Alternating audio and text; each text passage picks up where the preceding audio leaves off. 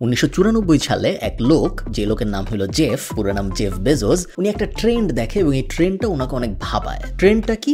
ট্রেন্ডটা হলো ইন্টারনেট বলে একটা জিনিস আসছে, যেই জিনিসটা প্রত্যেক বছর 2300% গ্রো করতেছে। আপনারা বুঝতেই পারতেছেন, নর্মালি কোনো জিনিস প্রত্যেক বছর 2300% গ্রো করে না। সো জেফ যখন এই জিনিসটা দেখে যে এরকম একটা টেকনোলজি আসছে, এটা প্রত্যেক বছর 2300% গ্রো করতেছে, তখন ওর যে চাকরি ছিল, খুব ভালো বেতনের একটা চাকরি কিন্তু ছিল জেফ বেজোসের, ওটাও ছেড়ে দেয় এবং ও ঠিক করে যে এই জিনিস, যে জিনিস এত গ্রো করতেছে, এই জিনিসের পিছনে আমি সময় দিব এবং আমি একটা কিছু দাঁড় করানোর চেষ্টা করব। ইভেনচুয়ালি ইন্টারনেট যেহেতু, এই কারণে জেফ বেজোস ঠিক করে যে আমি বই বেচবো। তার কারণ বইয়ের কিছু ইউনিক অ্যাডভান্টেজ আছে যেগুলো অন্য কোনো কিছু নাই। বই পেরিশেবল না, সো বই কয়েকদিন পর নষ্ট হয়ে যায় এরকম না, যেটা ভেজিটেবলের ক্ষেত্রে হয়। বই ডেলিভারি করা সহজ, বই যদি আমি কেউ অর্ডার দেয় তার কাছে খুব সহজেই পোস্টাল সিস্টেম ব্যবহার করে পাঠিয়ে দিতে পারি, যেটা অন্য অনেক কিছুর জন্য, স্পেশালি যেগুলো ভেঙে টেঙে যায় ওইসব জিনিসের জন্য ইজি না। বইয়ের ক্যাটালগ একটা দোকানের সাথে কম্পিটিশন করার জন্য খুব স্ট্রং একটা পয়েন্ট কোন একটা অনলাইন কোম্পানির জন্য। লাখ লাখ কোটি কোটি বই আছে দুনিয়ায়, কোনো দোকানের পক্ষেই কোটি কোটি বই রাখা সম্ভব না, তাহলে তো বিশাল ফুটবল স্টেডিয়ামের মতো দোকান লাগবে, তাই না? তাও হবে না। কিন্তু অনলাইন যদি হয় তাহলে আমার স্পেস আনলিমিটেড, দুনিয়ার যে কোনো বই আমি অনলাইনে দিয়ে দিতে পারি, আমার কয়েক কিলোবাইটের একটা ছবি ছাড়া আর কিছুই লাগবে না। সো এই ইউনিক বেনিফিট গুলো থাকার কারণে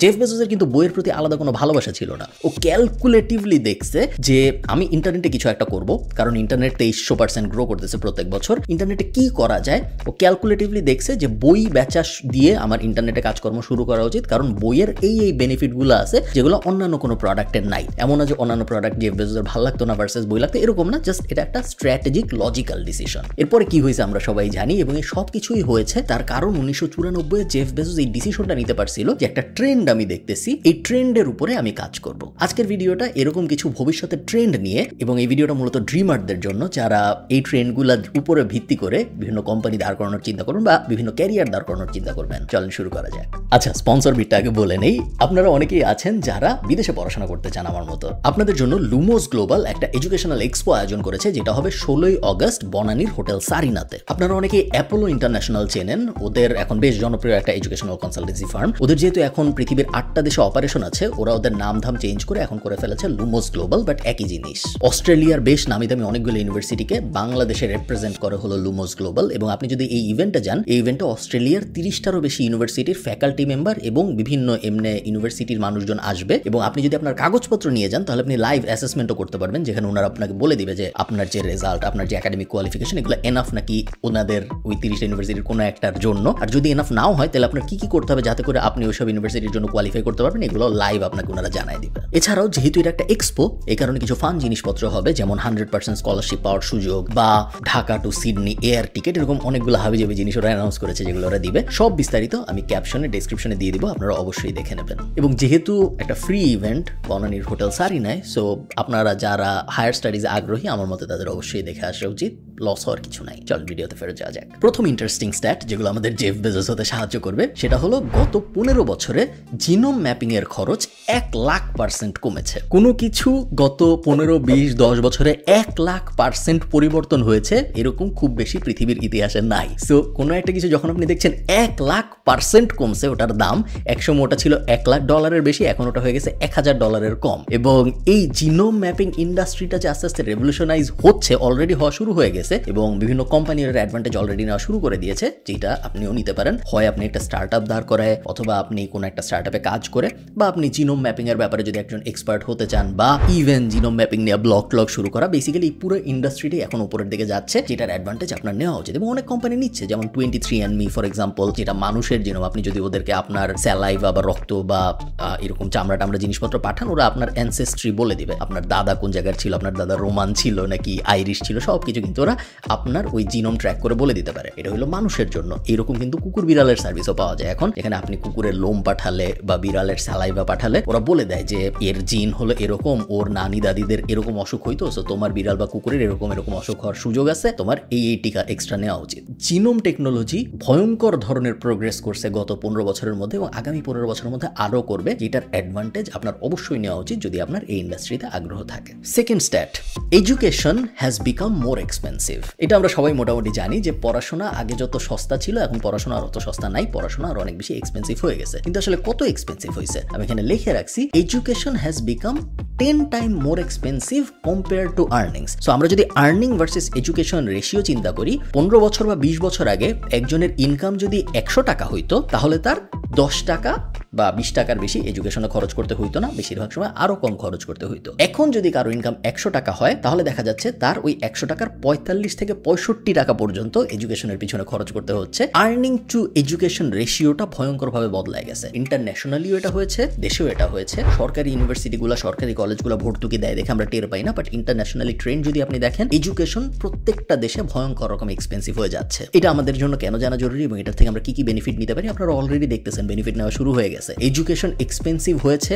এডুকেশন ইনএফেক্টিভ হয়েছে। আগে এডুকেশন যত এফেক্টিভ ছিল, আগে এডুকেশনের কোয়ালিটি যত ভালো ছিল, এখন কিন্তু আর ওরকম নাই, যে কারণে এডুকেশন ইনএফেক্টিভ হয়ে যাচ্ছে। এডুকেশন যেহেতু ইনএফেক্টিভ হয়ে যাচ্ছে, এই কারণে আমরা অল্টারনেট এডুকেশন দেখতেছি। অল্ট এমবিএ বলেন, ডিজিটাল ইউনিভার্সিটি বলেন, এডটেক বুম বলেন, প্যাসিভ জার্নাল থেকে 10 মিনিট স্কুল থেকে যা যা আছে, বা international Udemy, skill share, master class যা যা আছে, ওরা এই কারণে বুম করতে পারতেছে কারণ ট্র্যাডিশনাল এডুকেশন অনেক দামি এবং ট্র্যাডিশনাল এডুকেশন থেকে মানুষ তেমন কিছু শিখে না। আমি অনেস্টলি বিশ্বাস করি, এটা আমি একদমই ব্র্যাক করার জন্য বলতেছি না, আমাদের অনেক সাকসেস স্টোরি আছে, বাট ওটার জন্য আমি বলতেছি না। কেউ যদি প্যাসিভ জার্নালে 4 বছর শিখে কিছু ভার্সেস কেউ যদি 4 বছরের একটা ব্যাচেলর ডিগ্রি নেয় যে ইউনিভার্সিটি থেকেই নেই বাংলাদেশের, আমার ধারণা খুব হাইলি লাইকলি সেম এফোর্ট যদি দেওয়া হয় দুইটাই, যে প্যাসিভ জার্নাল থেকে শিখবে তার ভালো করার চান্স অনেক বেশি।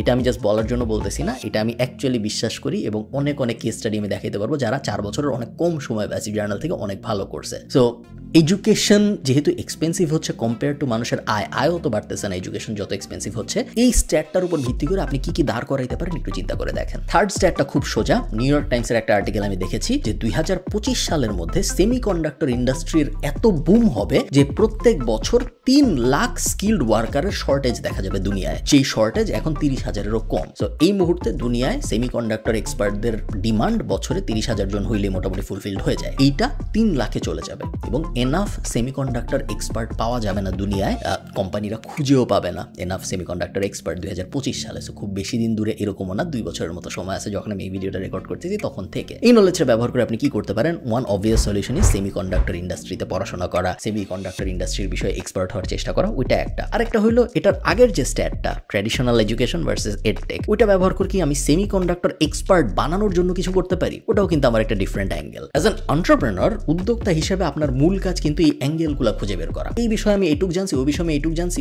আরেকটা বিষয় আমি এতটুক জানছি, এই 4টা মিলিয়ে কি আমি কোনো একটা ইউনিক সলিউশন দাঁড় করাতে পারি নাকি যেটা এই সেট অফ মানুষের উপকারে আসবে? এই ব্যাপারগুলো আপনার চিন্তা করতে হবে একজন উদ্যোক্তা হিসেবে। এবং সেমিকন্ডাক্টরের এই স্ট্যাটটা আমার মতে খুবই খুবই খুবই ইন্টারেস্টিং একটা স্ট্যাট।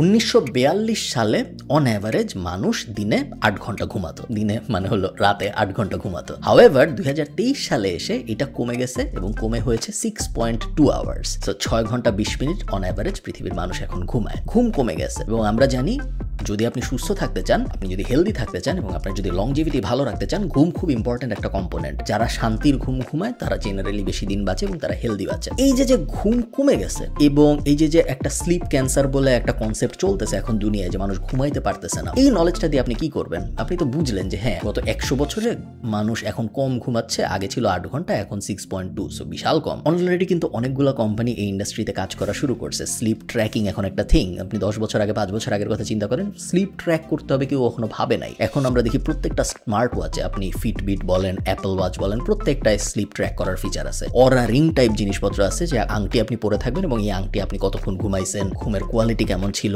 রেম কত পার্সেন্ট ছিল, নর্মাল স্লিপ কত পার্সেন্ট, সব বলে দিচ্ছে। এটা কিন্তু আগে আমরা দেখি নাই কখনো, তাই না? সো স্লিপ ট্র্যাকিং একটা অবভিয়াস সলিউশন। আরো কি কি সলিউশন থাকতে পারে? কি কি প্রোডাক্ট বা সার্ভিস আপনাকে ভালো ঘুমাইতে হেল্প করবে? ম্যাট্রেস ভালো, হিটেড ম্যাট্রেস ভালো, বালিশ, সিল্কের বালিশ, অনেক অ্যাঙ্গেল হইতে পারে। ইভেন অ্যারোমা, রুমে কোন ক্যান্ডেল জ্বালানো থাকলে ভালো ঘুম আসবে, রুমের পর্দা কিরকম হইলে পুরোপুরি রুম ডার্ক হবে যে কারণে ভালো ঘুমানো যাবে। অনেক অ্যাঙ্গেল থেকে আপনি এই প্রবলেমটা অ্যাটাক করতে পারেন। মেইন যে স্ট্যাটটা আপনার জানা জরুরি ছিল সেটা আমি আপনাদের জানাই দিছি যে ঘুম এখন একটা বড় সমস্যা। এই সমস্যা আপনি কিভাবে সলভ করবেন এটার বিভিন্ন অ্যাঙ্গেল থাকতে পারে। আপনার উদ্যোক্তা ব্রেইন ব্যবহার করে ঠিক করতে হবে যে কোন অ্যাঙ্গেল দিয়ে আমি এটাকে অ্যাটাক করব। ফিফথ স্ট্যাট বেশ অ্যালার্মিং একটা স্ট্যাট, সেটা হলো global fertility has fallen by 50% in last 100 years। So fertility fertility, আমাদের যে প্রজনন করার ক্ষমতা মনুষ্য জাতির, এটা 50%-এরও বেশি হ্রাস হয়েছে গত 100 বছরের হিসাবে। ভয়ঙ্কর একটা স্ট্যাট। অনেকে ইচ্ছা করে বাচ্চা নিচ্ছে না, অনেকে ইচ্ছা করে প্রক্রিয়েশন করতেছে না, আবার অনেকে অনেক চেষ্টা করেও পারতেছে না। বাট ইন সামারি আমরা এটা বলতে পারতেছি যে 50% কম হচ্ছে এখন কম্পেয়ার টু প্রিভিয়াস ওয়ার্ল্ড। আবার জন্ম বিরতিকরণ যেহেতু অনেক পদ্ধতি চলে আসছে এখন, এটাও একটা কারণ যে কারণে আমাদের এই যে প্রক্রিয়া করার ক্ষমতাটা হ্রাস পেয়েছে, বা ইন জেনারেল আমরা রেজাল্টে দেখতে পাচ্ছি যে 50% কম প্রক্রিয়া হচ্ছে। তো এই প্রবলেম কিভাবে সলভ করা যায়? অনেক ধরনের সলিউশন আসতে পারে। এক্সারসাইজ করে কিভাবে বাড়ানো সম্ভব থেকে শুরু করে, হার্বাল মেডিসিন থেকে শুরু করে, ট্র্যাডিশনাল মেডিসিন থেকে শুরু করে, মেন্টাল হেলথ থেকে শুরু করে, মেন্টাল পিস থেকে শুরু করে, হেলদি রিলেশনশিপ এক্সারসাইজ থেকে শুরু করে, ইভেন বই লেখা থেকে শুরু করে, অ্যামাজন কিন্ডেলে এই বিষয়ক টিপসের বই পাবলিশ করা থেকে শুরু করে অনেকভাবে এই প্রবলেমটা ট্যাকেল করা সম্ভব। আপনার একটা ট্রেন্ড হয়তো দেখছেন গত 3 থেকে 4 বছরে যে মেন্টাল হেলথ ব্যাপারটাকে এখন অনেক সিরিয়াসলি নেওয়া হচ্ছে। আমি যখন স্কুলে পড়তাম মেন্টাল হেলথ নিয়ে কখনোই কেউ কথা বলে না। ইভেন আমি যখন কলেজে পড়ছি, ইউনিভার্সিটিতে পড়ছি, mental health was not a thing. এমন না যে বাংলাদেশে থিং ছিল না, বাকি দুনিয়ায় থিং ছিল, এরকম না। আমি ইন্টারন্যাশনালিও কাউকে তো কথাবার্তা বলতে দেখিনি। এখন আপনি দেখেন জনপ্রিয় পডকাস্টাররা, জনপ্রিয় ইউটিউবাররা, জনপ্রিয় লিস্ট সেলিব্রিটিরা সবাই মেন্টাল হেলথ নিয়ে কথাবার্তা বলে। ইভেন ক্রিকেটাররাও মেন্টাল হেলথ নিয়ে কথাবার্তা বলতেছে, মেডিটেশন নিয়ে কথাবার্তা বলতেছে। সো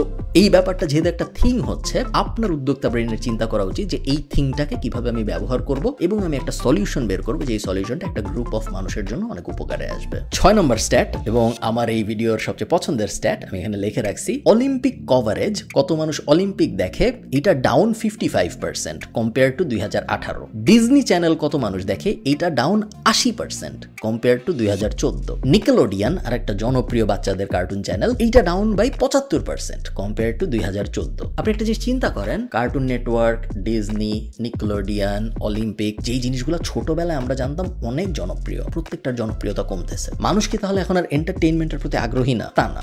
এন্টারটেইনমেন্টের প্রতি কিন্তু মানুষ আগ্রহী, এবং অন্যান্য যে কোনো সময়ের থেকে অনেক বেশি আগ্রহী। সো ট্র্যাডিশনাল এন্টারটেইনমেন্টের দিকে যেহেতু মানুষ যাচ্ছে না, অল্টারনেটিভ কোন এন্টারটেইনমেন্টগুলোর দিকে মানুষ যাচ্ছে? অনেকগুলো আছে, বাট সবচেয়ে প্রমিনেন্টলি গ্রো করতেছে সেটা হলো গেমিং ইন্ডাস্ট্রি। গেমিং ইন্ডাস্ট্রি গত 3 বছরে আমরা দেখেছি বেসিক্যালি নন এক্সিস্টেন্ট, একদম $0.1 বিলিয়ন থেকে 80, তারপরে 200, তারপরে 250, এখন $450 বিলিয়ন ইন্ডাস্ট্রি হয়ে যাচ্ছে, এবং কোনো থামাথামি নাই, বাড়তেইছে। গেমাররা জনপ্রিয় হচ্ছে, গেমাররা টুইচে স্ট্রিম করে জনপ্রিয় হচ্ছে, ইন্ডিভিজুয়ালি জনপ্রিয় হচ্ছে, গেমাররা এখন সেলিব্রিটি হয়ে যাচ্ছে, গেমাররা এখন ইনফ্লুয়েন্সার হয়ে যাচ্ছে, গেমিং কন্টেস্ট হচ্ছে। ইভেন বাংলাদেশেও আমরা গেমিং কন্টেস্ট হতে দেখছি, গেমিং ক্ল্যান হতে দেখছি, বিভিন্ন মানুষ গ্রুপ করে গেম খেলতেছে, যেটা কল্পনারও বিষয় ছিল না 5 বছর আগে। খুব বেশি দিন আগের কথা না, 5 বছর আগে এটা আমরা ভাবি নাই। তো এই ইন্ডাস্ট্রিটার ভিতরে আপনি কি করতে পারেন? আপনার কি গেমার হওয়া উচিত? আপনার কি গেমিং এজেন্সিগুলোকে ফ্যাসিলিটেট করা উচিত? আপনার কি এমন একটা এজেন্সি হওয়া উচিত যে গেমারদের রিপ্রেজেন্ট করে? কোন অ্যাঙ্গেল দিয়ে আপনি আসলে এই প্রবলেমটা অ্যাটাক করবেন, এটা আপনার উপরে, বাট এটা ভাবার মতো একটা বিষয়। আপনি যদি ইন্টারনেট পেনিট্রেশন